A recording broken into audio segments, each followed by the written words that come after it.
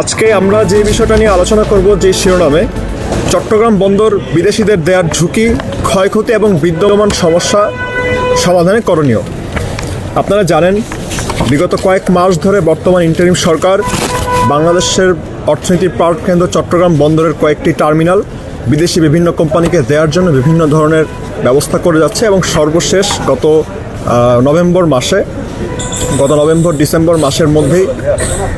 December মাসের মধ্যেই আপনার চট্টগ্রামের লালদিয়ার যে চর, সেখানে নতুন একটা টার্মিনাল নির্মাণের জন্য এপি মোলার কোম্পানির সঙ্গে চুক্তি করেছে এবং ঢাকার যে আপনার ইনল্যান্ড কন্টেইনার টার্মিনাল রয়েছে পানগাঁও, সেটিও তারা মেডলক এস নামের একটি কোম্পানির সঙ্গে দেওয়ার চুক্তি করেছে। এছাড়াও চট্টগ্রামের সবচেয়ে লাভজনক যে টার্মিনালটি নিউমেরিং টার্মিনাল, সেটি তারা আরব আমিরাত ভিত্তিক কোম্পানি ডিপি ওয়ার্ল্ডকে দেওয়ার জন্য চুক্তিতে আবদ্ধ হতে যাচ্ছে। আমরা শুনছি কয়েকদিনের মধ্যেই সেই চুক্তিটা হয়ে যাবে। এখন এর মাধ্যমে আসলে অনেক ধরনের ক্ষয়ক্ষতি এবং ঝুঁকির বিষয় আছে। বাংলাদেশ রাষ্ট্র হিসাবে স্বয়ংসম্পূর্ণ হওয়ার জন্য, অর্থনৈতিকভাবে শক্তিশালী হওয়ার জন্য যেই ধরনের কাজগুলো করা প্রয়োজন, বাস্তবে বিদেশি কোম্পানিকে বন্দরগুলো দেওয়া সেই কাজগুলোর মধ্যে কোনোটি নয়। এখানে আমাদের অনেক ধরনের সমস্যা রয়েছে। সেখানে আমরা সর্বপ্রথম যে বলতে চাই, প্রথমত আমাদের বাংলাদেশের সার্বভৌমত্বগত যে বিষয়গুলো রয়েছে সেগুলো কিন্তু খুব বেশি গুরুত্বপূর্ণ। ডিপি ওয়ার্ল্ড যে কোম্পানিটা রয়েছে চট্টগ্রাম বন্দরে নিউমেরিং টার্মিনাল যাকে দেওয়া হবে, এই কোম্পানিটা হচ্ছে আরব আমিরাত ভিত্তিক একটা কোম্পানি। আরব আমিরাতের সঙ্গে আমাদের পার্শ্ববর্তী দেশ বৈরী রাষ্ট্র ভারতের অনেক গুরুত্বপূর্ণ বাইলেটারাল এবং মাল্টিলেটারাল সম্পর্ক রয়েছে। আরব আমিরাতের সঙ্গে ভারতের যে সম্পর্ক, এটা আপনারা তাদের দ্বিপাক্ষিক বিভিন্ন ধরনের আলাপ আলোচনা এবং বিশেষ করে আরব আমিরাতে ভারতের যে ভারতীয়দের ডেমোগ্রাফি আপনারা দেখলেই বুঝতে পারবেন কী পরিমাণ ভারতীয় আরব আমিরাতে থাকে। এবং তাদের যে বড় বড় কোম্পানিগুলো আছে, সেই সমস্ত কোম্পানির সবচেয়ে বড় বড় জায়গাতে কিন্তু ভারতীয় লোকজন দিয়ে ভর্তি। এখন যেটা হচ্ছে, যেই ভারতকে আমরা সরিয়ে ভারতের আন্ডারের বাইরে থেকে সরে গিয়ে আমরা 24শে জুলাই গণঅভ্যুত্থান করেছি, আমরা দেখতে পাচ্ছি আমাদের সংখ্যার জায়গাটা হচ্ছে এই যে বন্দরের টার্মিনালগুলো ডিপি ওয়ার্ল্ড বা এই ধরনের কোম্পানিকে দেওয়া হবে, তার মাধ্যমে ভারত, ইসরায়েল, আমেরিকা এদের আধিপত্য বিস্তার করার জন্য সাহায্য করা হবে, এছাড়া কিছুই না। ব্যাপারটা আমি আপনাদেরকে একটু বুঝিয়ে বলি। ভারত, তার সঙ্গে আরব আমিরাতের চুক্তি আছে, আরব আমিরাত এবং ইসরায়েলের চুক্তি আছে। এরা একটা কোয়াডে একসাথে আছে, সেটা হচ্ছে I2U2, অর্থাৎ দুইটা আই মানে ইন্ডিয়া এবং ইসরায়েল, U2 হচ্ছে UAE আরব আমিরাত এবং USA আমেরিকা। এই চারটা দেশের একটা স্ট্র্যাটেজিক কোয়াড আছে, যেটা তারা চায়না এবং ইরানের বিরুদ্ধে ব্যবহার করে। এর বাইরেও আরব আমিরাতের সঙ্গে ইসরায়েলের একটা চুক্তি আছে, সেটা হচ্ছে আব্রাহামিক অ্যাকর্ড। আব্রাহামিক অ্যাকর্ডের সাথে ভারতকে তারা যুক্ত করে ইন্দো আব্রাহামিক অ্যাকর্ড তৈরি করেছে। এর মাধ্যমে তারা কি হচ্ছে, ভারতকে তারা একটা মানে ফাংশনাল এবং ধরেন এটা কি বলে, পরে ভারতের প্রতি তা নির্ভর হবে চায়নার নির্ভরশীলতা কমিয়ে। এখন এই বিষয়গুলো নিয়ে আমরা অনেক বেশি চিন্তিত এবং আমরা যে কথাগুলো বলতে চাচ্ছি সেগুলো হচ্ছে, আমাদের যে বন্দরের দুর্নীতির ধোয়া তুলে যে কথাগুলো বলা হচ্ছে, দুর্নীতির কারণে বন্দর দেওয়া হবে, সক্ষমতা আমাদের নাই বলে বন্দর দেওয়া হবে, এই কথাগুলো আসলে কতটুকু সত্য, সেই জিনিসগুলো নিয়ে আমরা আজকে কয়েকটা কথা বলবো। এই মুহূর্তে আমি আমার পরের পক্ষকে বলার জন্য বলছি। তুমি বলো। এখন আমরা সম্প্রতি যে নিউমেরিং কন্টেইনার টার্মিনালটা বিদেশিদের দেওয়ার পক্ষে অনেকটা মহল কাজ করতেছে, বিভিন্ন জায়গায় বিভিন্ন মহল বিভিন্নভাবে তাদের ন্যারেটিভ দাঁড় করানোর চেষ্টা করতেছে। এরকম ন্যারেটিভগুলোর মধ্যে কয়েকটা ন্যারেটিভ আছে যে 50-60টা দেশে ডিপি ওয়ার্ল্ড তাদের বন্দর পরিচালনা করে, তাহলে বাংলাদেশে পরিচালনা করলে সমস্যা কোথায়? সমস্যার জায়গাটা যদি আমরা দেখতে চাই, তাহলে আমাদের দেখতে হবে ডিপি ওয়ার্ল্ড বিভিন্ন দেশের সাথে কীভাবে চুক্তি করে। তাদের চুক্তিটা হচ্ছে 3 ধরনের।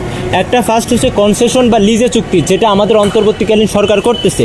দ্বিতীয় চুক্তিটা হচ্ছে জয়েন্ট ভেঞ্চার, যৌথ মালিকানা চুক্তি, এবং লাস্টেরটা হচ্ছে শুধু টার্মিনাল অপারেটর নিয়োগ দিয়ে কাজ করে নেওয়া। ডিপি ওয়ার্ল্ড এই 3 ধরনের চুক্তির মাধ্যমে বিশ্বের বিভিন্ন দেশে বন্দর পরিচালনা করে।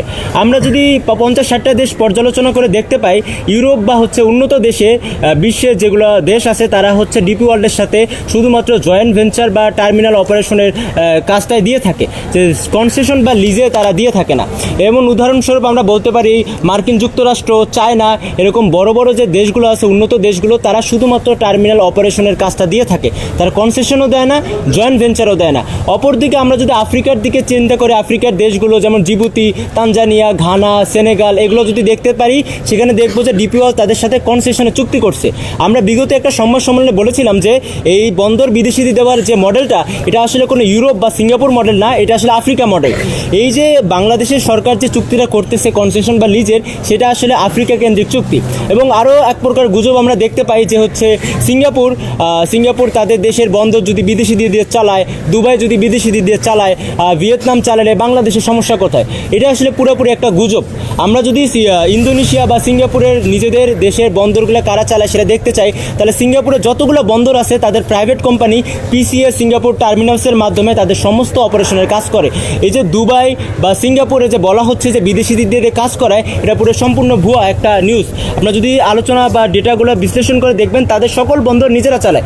এছাড়াও ভিয়েতনাম, ইন্দোনেশিয়া, এরা কোনোটাই বিদেশিদেরকে কনসেশন বা লিজে পুরোপুরি বন্দরটা দিয়ে দেয়নি, টার্মিনাল অপারেশনের পুরোপুরি সক্ষমতাটা দিয়ে দেয়নি। তারা শুধুমাত্র জয়েন্ট ভেঞ্চারে যৌথ মালিকানার মাধ্যমে কাজটা করতেছে, তাদের নিজেদের দেশের মধ্যে একটা স্টেক আছে। কিন্তু বাংলাদেশ সরকার যেটা করতেছে, অন্তর্বর্তীকালীন সরকার, সেটা পুরোপুরি তাদেরকে কনসেশন বা লিজ আকারে দিয়ে দিচ্ছে। এখানে শুধু জয়েন্ট ভেঞ্চার বা টার্মিনাল অপারেশনের মাধ্যমে চুক্তিটা হচ্ছে না।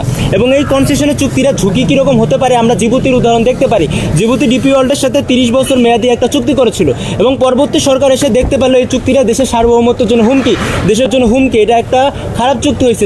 যখন বাতিল করতে গেল চুক্তিটা, তখন আন্তর্জাতিক আদালতে তারা নিজেরাই ক্ষতিপূরণ দিতে বাধ্য হয়েছে। আন্তর্জাতিক আদালতে তাদেরকে উল্টে আরও ক্ষতিপূরণ নিতে হয়েছে যখন চুক্তিটা বাতিল করতে হয়েছে। বাংলাদেশের সাথেও যে এরকম সেম একটা ইনসিডেন্ট হবে না, তার কিন্তু কোনো গ্যারান্টি নেই। এবং বন্দর ইস্যুতে আপনারা বিভিন্ন মহল দেখবেন শুধু দুর্নীতির কথা বলতেছে। দুর্নীতি আপনারা যদি রিপোর্টগুলো দেখেন, এটা প্রত্যেকটা ভুয়া কথা। এবং দুর্নীতি নিয়ে যে আমাদের বন্দরের যে দুর্নীতি নিয়ে একটা রিপোর্ট তৈরি হয়েছে, সেটা করছে Bangladesh maritime anti corruption network, MACN থেকে একটা রিপোর্ট করা হয়েছে। সেখানে দেখানো হয়েছে 2018 থেকে 22 সালের মধ্যে বাংলাদেশের যে বন্দরের যে দুর্নীতি, সেটা 82% কমে গেছে। যেখানে 2018 সালে 132টা রেকর্ড ছিল এই দুর্নীতির ইনসিডেন্ট, সেটা এখন 2022 সালে মাত্র 24টা হয়েছে। এই 4 বছরে আমরা দেখেছি বন্দরের দুর্নীতি অভূতপূর্বভাবে কমানো হয়েছে।